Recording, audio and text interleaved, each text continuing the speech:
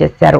గురువారం ఉదయం స్థానిక సిఎస్ఐ చర్చిలో జరిగిన ప్రత్యేక ప్రార్థనలో ఆయన పాల్గొన్నారు. పులివెందుల పర్యటనలో భాగంగా జగన్ తన తల్లి వైఎస్ విజయమ్మ, భార్య వైఎస్ భారతిరెడ్డితో కలిసి చర్చికి చేరుకున్నారు. వారితో పాటు మరికొందరు కుటుంబ సభ్యులు కూడా ప్రార్థనల్లో పాల్గొన్నారు.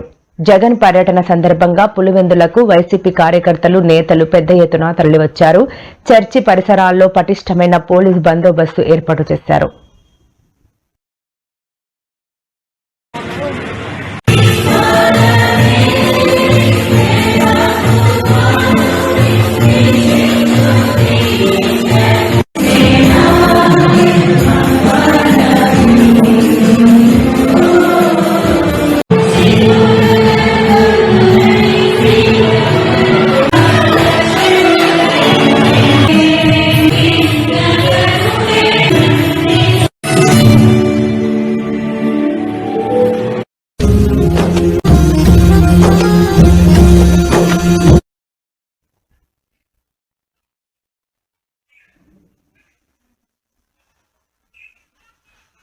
తాము అధికారంలోకి వస్తే కేసు రీఓపెన్ చేస్తామని ఎమ్మెల్యే